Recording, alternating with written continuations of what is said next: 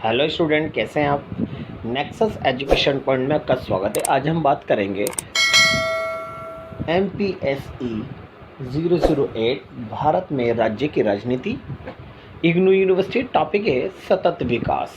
तो बच्चों, आपका ये सतत विकास का टॉपिक शॉर्ट टिप्पणी में अधिकतर बार आता है। तो चलिए सतत विकास किसे ने ध्यान से सुनते हैं।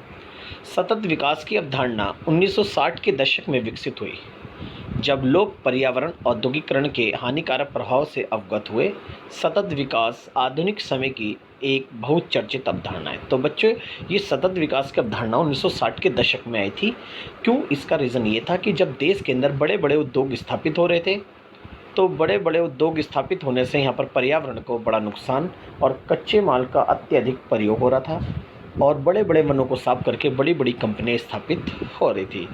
तो संसाधनों का इतना प्रयोग हो रहा था कि ये लग रहा था कि आने वाली पीढ़ियों को इसका लाभ नहीं मिल पाएगा।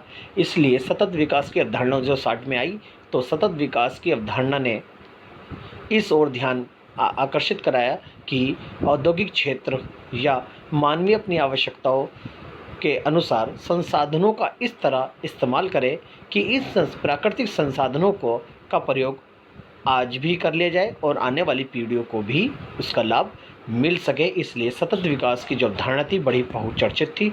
सतत विकास सामाजिक आर्थिक विकास की प्रक्रिया है।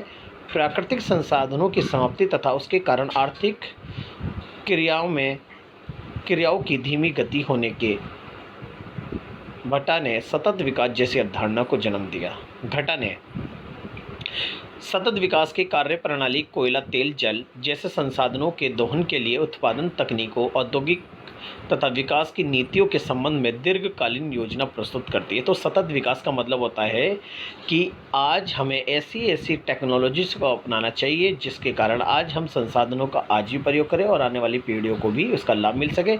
यानी संसाधन, जो प्राकृतिक संसाधन है, उसका भरपूर मात्रा में प्रयोग ना करना, मतलब उसे ज़रूरत के हिसाब से उसका इस्तेमाल करना। उसकी जगह पर नई नई टेक्नोलॉजी, वैज्ञानिक पद्धति को आधार बनाकर उसकी जगह अपनी आवश्यकताओं को प्राकृतिक संसाधनों के अलावा अन्य टेक्नोलॉजी के आधार पर अपनी आवश्यकताओं को पूरा करना सतत विकास है। तो सततशीलता, विकास तथा सतत विकास, ये तीन वर्ड है।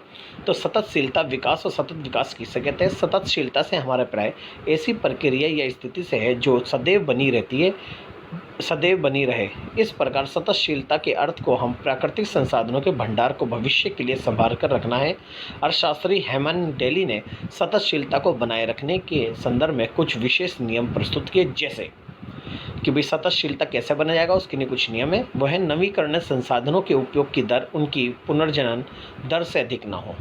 दूसरा, गैर नवीकरणीय संसाधनों के उपयोग की दर नवीकरणीय विकल्पों के विकास की दर से अधिक न हो। और प्रदूषण उत्सर्जन की दर पर्यावरण की खपत क्षमता से अधिक ना हो। ये तीन हमारी वो दी गई थी वरना। आप बात करते हैं विकास। विकास का शाब्दिक अर्थ सामाजिक व आर्थिक सुधार है, अर्थात विकास की ओर इस प्रकार अग्रसर होना चाहिए जिससे भावी पीढ़ियों के लिए चयन की सुविधा बनी रहे। यानी विकास जब ही होगा जब हम प्राकृतिक संसाधनों का दोहन, यानी प्राकृतिक संसाधनों का संरक्षण करेंगे और प्राकृतिक संसाधनों का सीमित प्रयोग करेंगे और आने वाली भविष्य की पीढ़ियों के लिए भी हम बचाकर रखेंगे। फिर है सतत विकास। सतत विकास दो शब्दों से मिलकर बना है, सतत और विकास, जिसका अर्थ होता है विकास, अभिवृद्धि। इस प्रकार है जिसमें प्राकृतिक संसाधनों का प्रयोग उसे बिना नुकसान पहुंचाए करते हैं। सतत विकास वे है जो भावी पीढ़ियों की आवश्यकताओं की पूर्ति के बिना कोई समझौता किए वर्तमान की आवश्यकता पूरी होती है। तो अब बात करेंगे सतत विकास के उद्देश्य। पहला है, सतत विकास का पहला उद्देश्य शांतिपूर्ण सहअस्तित्व को बढ़ावा। तो सतत विकास का जो उद्देश्य है, समाज में भाईचारे को बढ़ावा देना है, क्योंकि जब तक हम शांतिपूर्ण सहअस्तित्व की नीति को नहीं अपनाएंगे, जब तक भाईचारे को नहीं बढ़ाएंगे, तो यानी हम पर्यावरण को कभी भी सुरक्षित नहीं रख सकते। क्योंकि पर्यावरण और वनों को सुरक्षित रखने के लिए, यानी प्राकृतिक संसाधनों को सुरक्षित रखने के लिए हमें भाईचारा बढ़ाना चाहिए, जिससे प्राकृतिक संसाधनों के अभाव में हम एक दूसरे की आवश्यकताओं को पूरा कर सके। तो सतत विकास का उद्देश्य शांतिपूर्ण सहअस्तित्व को बढ़ावा देना है। दूसरा है प्राकृतिक संसाधनों का संरक्षण करना।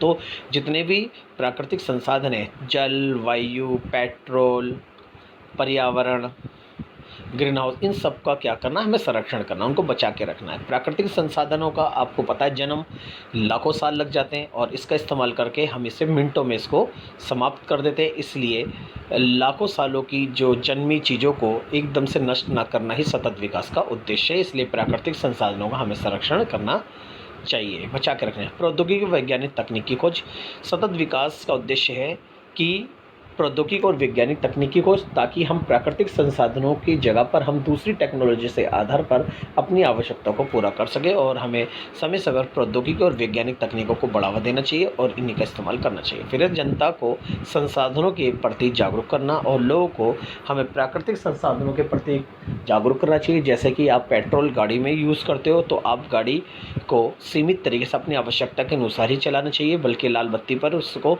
बंद कर देना चाहिए। और ज़्यादातर पेट्रोल की जगह पर सीएनजी जैसी चीज़ों को, सीएनजी जैसी टेक्नोलॉजी को अपनाना चाहिए।